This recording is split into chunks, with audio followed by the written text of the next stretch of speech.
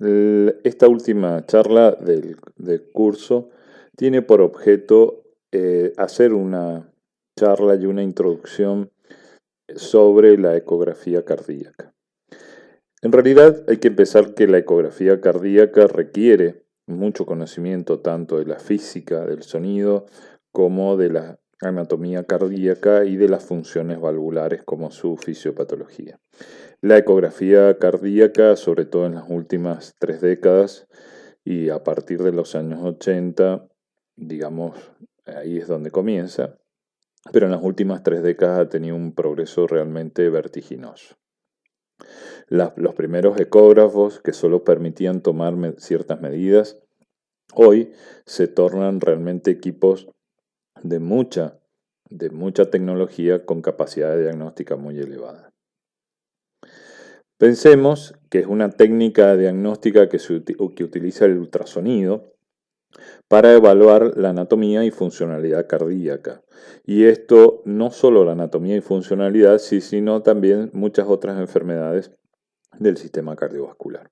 La ecografía permite, por el ultrasonido, detectar alteraciones en los vasos como carótidas, aorta, y también detectar cambios en las venas, para mencionar otras utilidades. Se utiliza un traductor, que podemos ver ahí en el técnico. Lo que está haciendo es un aparato que genera emisión de ultrasonido y al mismo tiempo hace pausas en las cuales puede generar la recepción. Hay que pensar que el sonido, cuando tenemos interfaces de distinta densidad, lo que hace es rebotar y generar un eco. Ese eco de ultrasonido es detectado por el traductor y a través de una computadora yo puedo generar las imágenes. Se aplica sobre el tórax del paciente, ubicándolo en la cara anterior y generalmente lateral izquierdo. Lo que uno suele hacer es colocar al paciente del lateral izquierdo para lograr así una mejor imagen. Y fíjense las indicaciones, realmente son varias. Puedo evaluar enfermedad coronaria cuando yo veo alteraciones de la motilidad de la pared cardíaca. Puedo evaluar la enfermedad de las válvulas, ¿sí?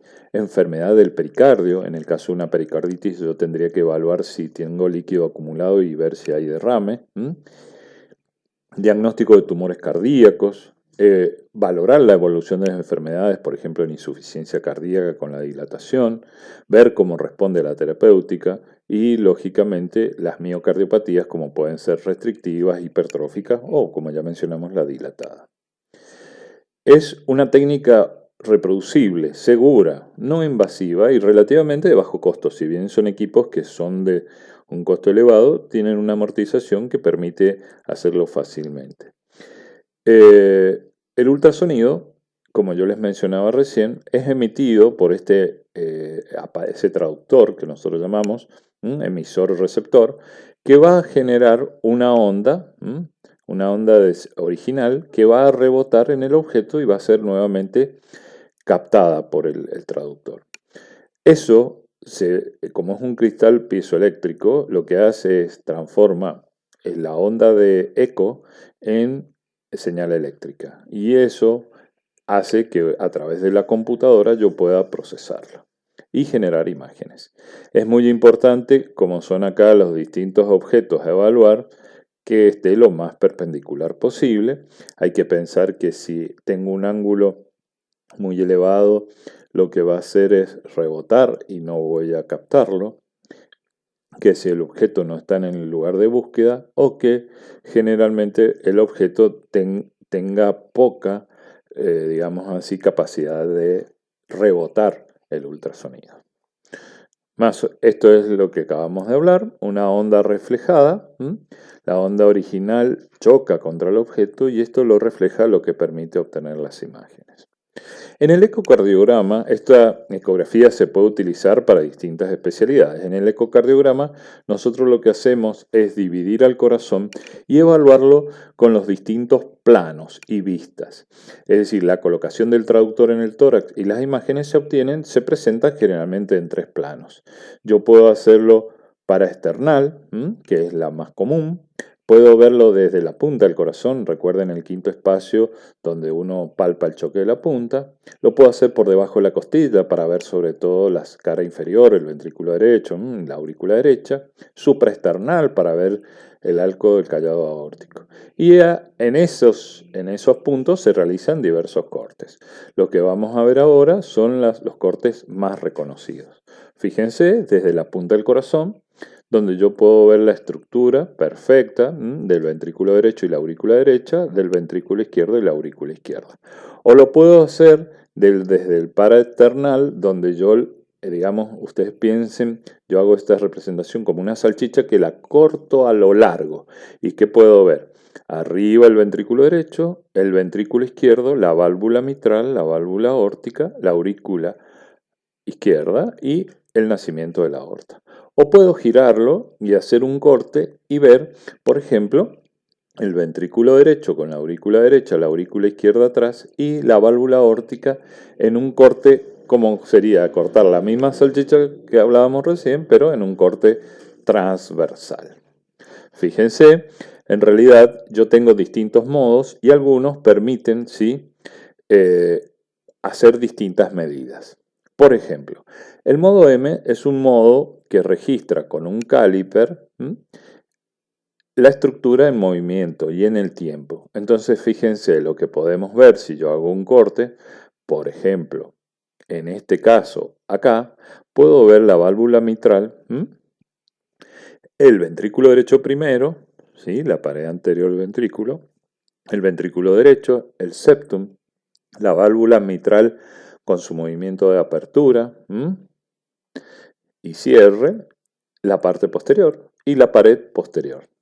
Esto también lo puedo hacer, si yo lo hago más acá, solamente para ver el ventrículo izquierdo y la capacidad contráctil. Esto me permite medir el grosor de las paredes y la fracción de eyección por la fórmula de Tails-Hall.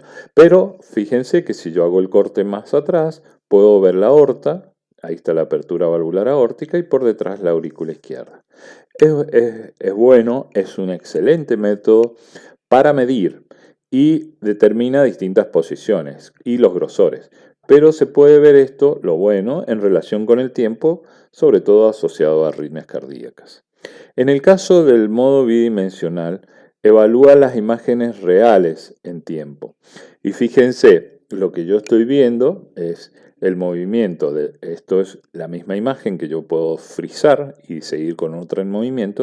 Yo puedo llegar a ver en movimiento la estructura, digamos, en dos planos, bidimensional, las estructuras cardíacas para ver la válvula. Por ejemplo, acá está la válvula mitral cerrada, acá abierta, y acá la aórtica cerrada y acá abierta. Entonces yo puedo ver el movimiento en forma bidimensional. Posteriormente, y a través de los años, surgió el ecocardiograma Doppler o ecografía Doppler. ¿Qué es lo que hace? En realidad, el efecto Doppler está marcado, y esto siempre lo representábamos como el sonido de una ambulancia, que a medida que se acerca genera un tono, pero cuando se aleja genera otro tono. Entonces, lo que uno hace, en realidad, en este modo, es ver evaluar la velocidad y dirección del flujo dentro del corazón y de los vasos sanguíneos. Esto fue descubierto por Christian Doppler y es el cambio de frecuencia que genera en la onda cuando es producido por un movimiento relativo de la fuente a su observador. ¿Cómo sería? Es decir, yo tengo un traductor. Si los glóbulos rojos, que son los que generan la respuesta de ecografía, varían en velocidad, es decir, no están estáticos, lo que va a hacer es cambiar la frecuencia de recepción. Una es la emisión y debido a eso una recepción posterior por la velocidad de flujo de los fluidos. Esto permite evaluar velocidades de flujo dentro de las válvulas, dentro de la actividad cardíaca y determinar alteraciones como estenosis o insuficiencias. Miremos en esta imagen, yo puedo ver acá el Doppler pulsado, el continuo y el color, y fíjense cómo lo rojo se acerca y lo azul se aleja. Es decir, acá está entrando la sangre en el ventrículo a través de la aurícula izquierda y el azul es que se aleja, que es como que yo estoy alejando lógicamente, la sangre hacia la válvula aórtica. Fíjense, yo también estas evaluaciones las puedo hacer en distintas formas, pulsados, continuos o color. En el color es el más llamativo, pero fíjense que yo puedo ver el flujo a través de un vaso y ver las distintas alteraciones que puedo yo encontrar midiendo las ondas de flujo pulsátil digamos, en una forma continua. Yo puedo hacer el traductor que trabaje en forma de pulsos, es decir, que mande la onda de ultrasonido y espere hasta recibirla, o que lo haga en forma continua, lo cual genera cierta interferencia. También lo puedo extrapolar y hacerlo bidimensional y ver en vivo, en color y en movimiento. Fíjense, esta es una imagen de un ecocardiograma, ¿sí? Con una alteración, vemos acá en la salida de la válvula aórtica, pero es muy difícil de interpretar. Pero con el Doppler podemos ver cómo lo rojo se acerca y vemos que lo azul se aleja. Entonces fíjense que yo tengo una alteración valvular y puedo ver todas las alteraciones que se asocian a insuficiencia valvular.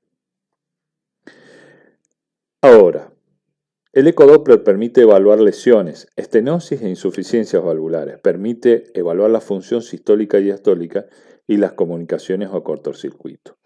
Tiene una característica que, contrario a lo que hacíamos con el otro modo, en este tenemos que estar lo más paralelo a la dirección del flujo.